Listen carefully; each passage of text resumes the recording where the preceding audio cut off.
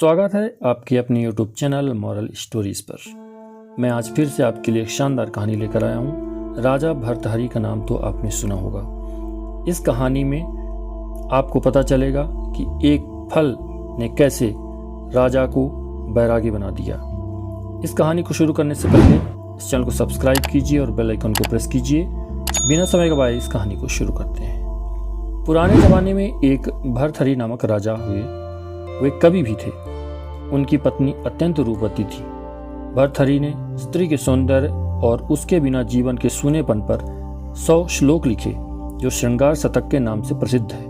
उन्हीं के राज्य में एक ब्राह्मण भी रहता था जिसने अपनी निस्वार्थ पूजा से देवता को प्रसन्न कर लिया।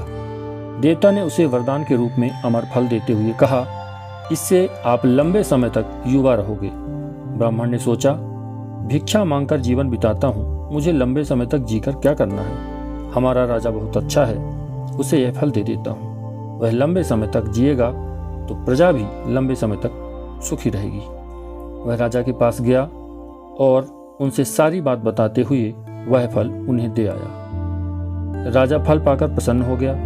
फिर मन ही मन सोचा, यह फल मैं अपनी पत्नी को दे देता हूँ। वह ज़्यादा दिन युवा रहेगी तो ज़्यादा दिनों तक उसके साहचर्य का लाभ मिलेगा। अगर मैंने फल खाया तो वह मुझसे पहले ही मर जाएगी और उसके वियोग में मैं भी नहीं जी सकूंगा। उसने वह फल अपनी रानी को दे दिया। लेकिन रानी तो नगर के कोतवाल से प्यार करती थी। वह अत्यंत सुदर्शन, हष्टपुष्ट और बातूनी था। अमर फल उसको देते हुए रानी ने कहा, इसे खा लेना, इससे तुम लंबी आयु प्राप्त करोगे और मुझे सदा प्रसन्न करते रहोगे। फल लेकर कोतवाल जब महल से बाहर निकला तो सोचने लगा, रानी के साथ तो मुझे धन दौलत के लिए झूठ मूठ की प्रेम का नाटक करना पड़ता है और यह फल खाकर मैं भी क्या करूँगा। इसे मैं अपनी परम मित्र राज नर्तकी को दे देता हूँ। वह कभी मेरी कोई बात नहीं टालती। मैं उससे प्रेम भी करता हूँ और यदि वह सदा युवा रहेगी तो दूसरों को भी सुख दे पाएगी। उसने वह फल अपनी उस नर्तकी मित्र को दे दिया। राज नर्तकी ने कोई उत्तर नहीं दिया और चुपचाप वह अमर फल अपने पास रख लिया।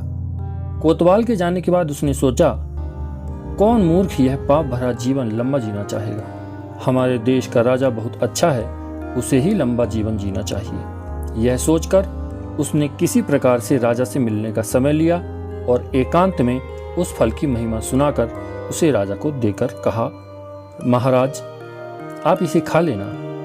राजा फल को देखते ही पहचान गया और भौचक रह गया।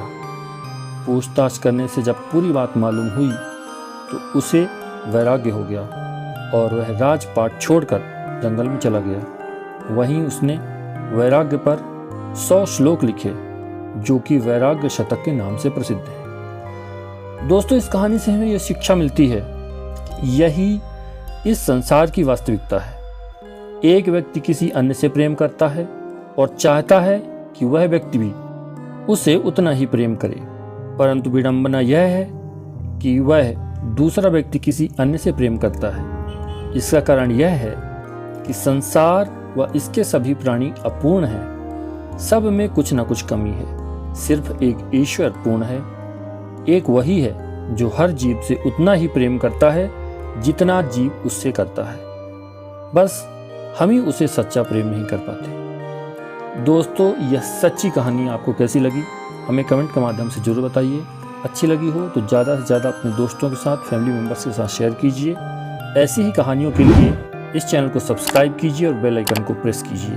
बहुत ही ज्ञानवर्धक बातें और कहानियाँ इस चैनल के माध्यम से आती रहती हैं। धन्यवाद।